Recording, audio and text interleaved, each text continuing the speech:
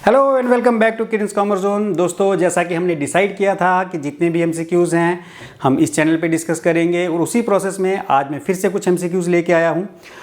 Last video में मैंने ये डिसाइड किया था कि नेक्स्ट वीडियो में मैं आपके लिए ट्रायल बैलेंस और ट्रेडिंग अकाउंट के कुछ एमसीक्यूज़ लेके आऊँगा, लेकिन आज मैंने थोड़ी सी चेंज की है। Trading account, profit and loss account और बैलेंस शीट आपने पढ़ा है। अब क्योंकि ये एक ही चैप्टर है तो इसके एमसीक्यूज़ मैं अलग से लेके आऊँगा। तो आज हम डिस्कस करेंगे एमसीक्यूज़ ट्रायल बैलेंस पे और लेजर्स पे। तो मेरे पीछे कुछ एमसीक्यूज़ लिखे गए हैं, आप इनका स्क्रीनशॉट लें और अपने आंसर्स सॉल्व करें और मेरे साथ मैच करें, देखें कितने आपके आंसर सही हैं और कितने गलत। चलिए दोस्तों, स्क्रीनशॉट लीजिए पहले।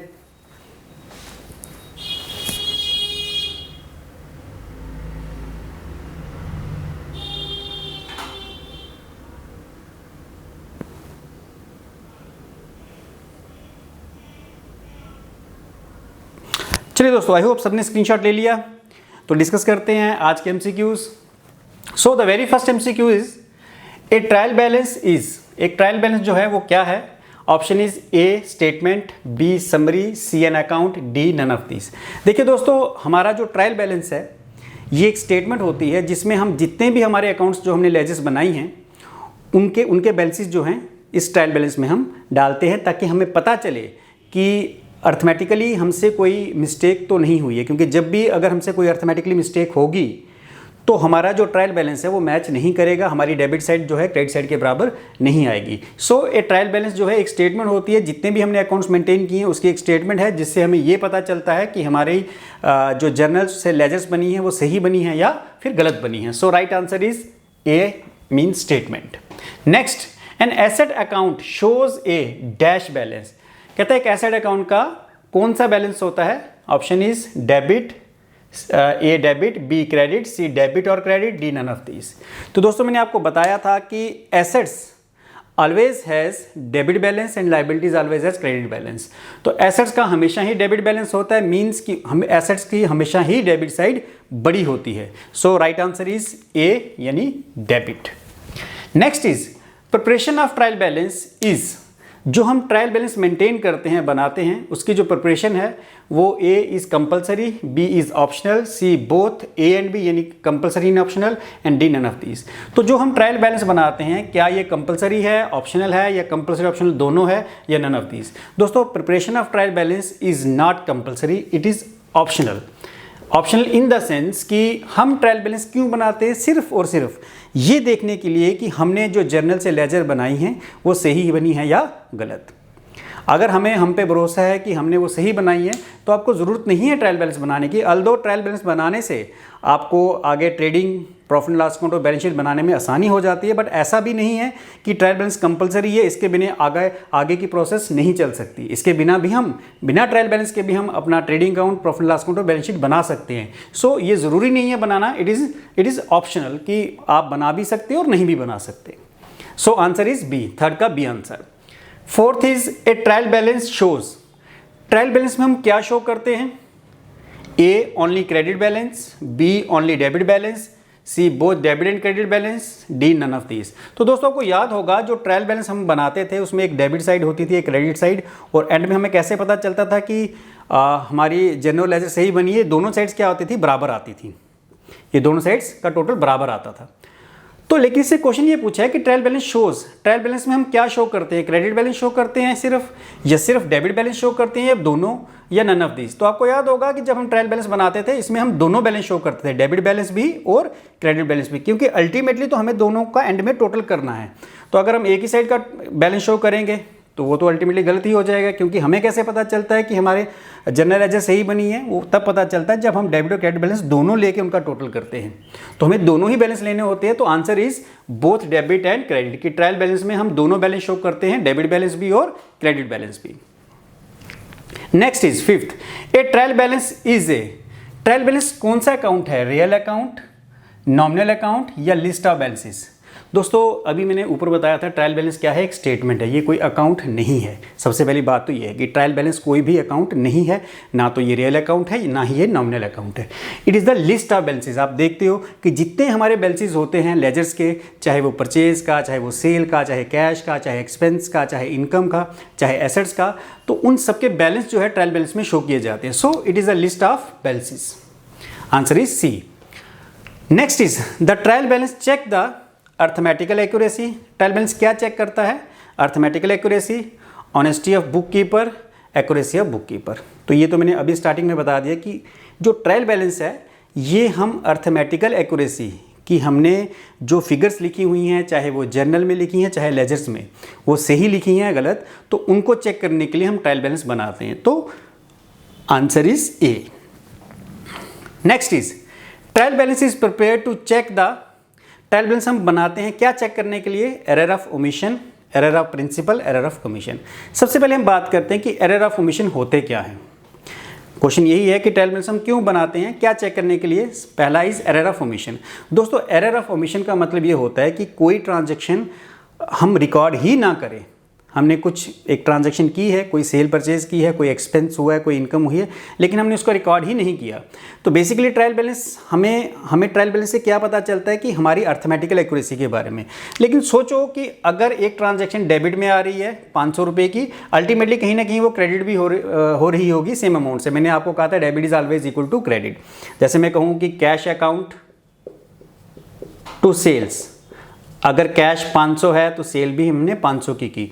तो मैं कैश को, अगर मैं इसको ट्रायल बैलेंस में रिफ्लेक्ट करूं, कैश हमेशा आपको पता है एसेट है तो डेबिट साइड में आएगी, और सेल्स आपको पता है इनकम है तो क्रेडिट साइड में आएगी। अल्टीमेटली दोनों साइड्स बराबर हो गई।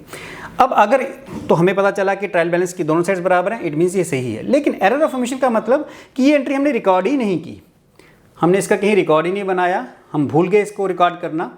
तो आप देखो तब भी हमें कोई फर्क नहीं पड़ेगा, अल्टीमेटली दोनों साइड बराबर ही आएंगी, क्योंकि ना 500 मैंने डेबिट में लिखा ना 500 मैंने क्रेडिट में लिखा।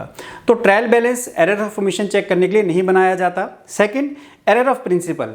दोस्तों एरर ऑफ प्रिंसिपल का मतलब आपने अमाउंट दोनों अपनी जगह से ही लिखे हैं। जैसे मैंने कहा कैश अकाउंट टू सेल्स, मैंने सेल की कैश में, अगर मान लो इसकी जगह कैश की जगह मैं राम का नाम लिख दूं, लेकिन मेरे अमाउंट पे कोई फर्क नहीं पड़ रहा, सिर्फ कैश की जगह मैंने गलती क्या की, मैंने किसी का नाम लिख दिया, इट मीन्स ये क्रेडिट सेल हो गई।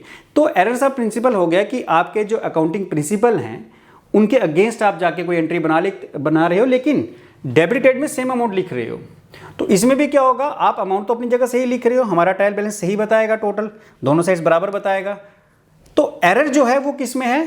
हमारी गारंटी बनाने में हमने जो अकाउंटिंग प्रिंसिपल्स हैं उनको फॉलो नहीं किया, तो उससे ट्रायल बैलेंस पे कोई फर्क नहीं पड़ता, इसलिए एरर्स ऑफ प्रिंसिपल भी हमारा आंसर नहीं है। अब आ गया error of commission. Error of commission का मतलब क्या है? एरर ऑफ कमीशन का मतलब हो गया कि आपने ट्रांजैक्शन बिल्कुल सही बनाई। फॉर एग्जाम्पल मैं कहूँ cash account to sales, transaction सही है, लेकिन यहाँ आपने 500 लिखा, गलती से यहाँ 50 लिख दिया। अब आपका एरर पकड़ा जाएगा। क्यों? क्योंकि यहाँ पे अर्थमेटिकल जो है आपने गलती की है। आपने कैश को डेबिट लिख दिया 500, कैश डेबिट आपका आ गया 500, लेकिन सेल में आपने गलती से 50 लिख दिया। तो देखो आपका फर्क आ गया 450 का। तो यहाँ पे जब एरर ऑफ कमीशन होते हैं तब हमारा जो है ट्रायल बैलेंस, तब हमें पता चलता है कि हमसे कोई गलती हुई है। एरर ऑफ ओमिशन और एरर ऑफ प्रिंसिपल में हमें पता नहीं चलेगा कि कहाँ गलती हुई है, क्योंकि इन दोनों एरर से ही हमारे जो आंसर यहाँ पे है डेबिट क्रेडिट साइड बराबर ही आएंगे। सिर्फ एरर ऑफ कमीशन एक ऐसा एरर है जिसकी वजह से हमारा ट्रायल बैलेंस जो है वो मिसमैच करता है। चलिए दोस्तों, next is a journal is called a book of. Journal को हम क्या कहते हैं? A book of primary entry, secondary entry, final entry और नन ऑफ दिस। तो दोस्तों ये मैंने पहले भी बताया था कि हमारी जो सबसे पहली ट्रांजैक्शन जिसको हम रिकॉर्ड करते हैं, कोई भी बिजनेस में ट्रांजैक्शन हो, सेल की, परचेज की, एक्सपेंसेस की, इनकम की, तो सबसे पहली ट्रांजैक्शन जो रिकॉर्ड होती है उसको हम बोलते हैं जर्नल।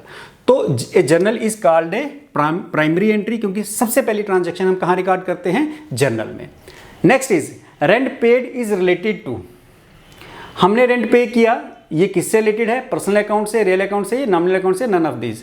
तो दोस्तों हम जब किसी को रेंट पे करते हैं तो ये हमारा एक एक्सपेंस है, और आपको याद होगा कि एक्सपेंस हम कहाँ लिखते हैं नॉमिनल अकाउंट में जाके रिकॉर्ड करते हैं, क्योंकि पर्सनल अकाउंट में हम किसी के पर्सन की जैसे किसी के नाम की राम श्याम मोहन कोई भी नाम XYZ उसकी ट्रांजैक्शन रिकॉर्ड करते हैं। रियल अकाउंट में हम एसेट्स की ट्रांजैक्शन रिकॉर्ड करते हैं और नॉमिनल अकाउंट में हम अपने एक्सपेंसेस लॉसेस इनकम और गेंस की ट्रांजैक्शंस को रिकॉर्ड करते हैं। तो रेंट हमने पे किया, इट मीन्स कि ये एक्सपेंस है और एक्सपेंस हमेशा ही नॉमिनल अकाउंट में रिकॉर्ड किए जाते हैं। सो आंसर इज सी यानी nominal account. 10th, the payment to creditor will. अब ये अकाउंटिंग इक्वेशन का है। जब हम किसी क्रेडिटर को पेमेंट करते हैं तो उससे क्या होता है, increase one asset and decrease other asset. देखिए दोस्तों, जब हम किसी को पेमेंट करेंगे इट मीन्स पेमेंट हम कैश में कर रहे हैं तो एसेट तो इसमें इंक्रीज नहीं होगा, अल्टीमेटली कैश तो हमारा डिक्रीज होगा। So first is wrong.